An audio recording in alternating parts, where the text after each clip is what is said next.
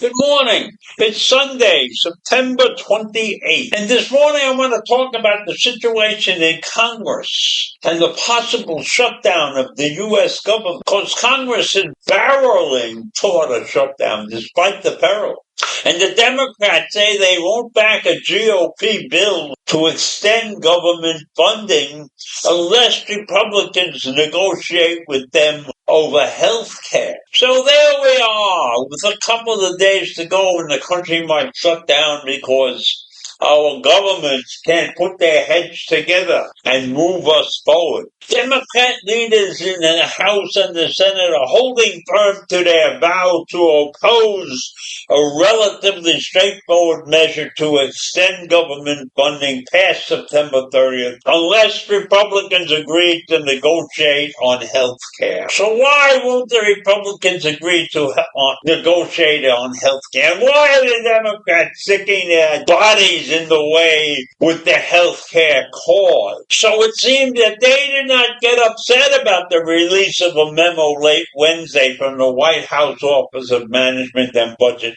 threatening direct government agencies to consider firing employees working on any program not funded by another law if a shutdown occurs. As a negotiating tactic, our response to Russ Vought is simple. Get lost, House Minority Leader Hakeem Jeffries of New York said Thursday, referring to the White House Budget Director.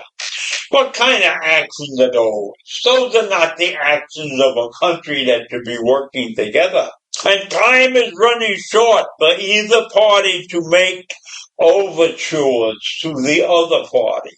So the parties are separate and they want to stay separate. They can't work together. So we might have a shutdown. Shutdowns are not fun. The Senate is planning to take up legislation Tuesday to extend the government funding hours before the deadline. But the same bill failed last week when every Democrat except one voted against. And Republicans who control the Senate 53 to 47 need at least 8 Democrats to vote to clear the Senate's 60-vote threshold, because Senator Rand Paul of Kentucky is expected to vote no. And President Trump has ignored the Democrats' demands to negotiate since he canceled a meeting with Democratic leaders in Congress this week, setting the stage for the first government shutdown since 2019.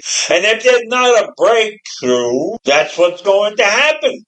And each side has insisted voters will blame the other, giving them little incentive to compromise. We're going to see if the radical left Democrats want to shut it down. That's what Trump told reporters. The radical left Democrats. I don't know any radical left Democrats. I know Democrats who lean left, but they're not radical. And Trump said it's up to the radical Democrats to make the decision. So Republicans argue that Democrats are making unreasonable demands in asking them to undo Medicaid funding cuts included in Trump's signature tax and spending law, and extend Affordable Care Act subsidies that are set to expire at the end of the year. So the Republican bill that passed the House last week would extend government funding at current levels for 7 weeks while lawmakers try to work out a longer-term deal. Are we going to get this thing done correctly? It doesn't sound like that to me when they can't come together now instead of diddling around with all of these laws and everything that they're trying to put together. So I leave you with that. Pay attention. Keep an eye out. Be ready for anything. This country might be having a difficult time in a few weeks. Take care. Have a great day. Bye.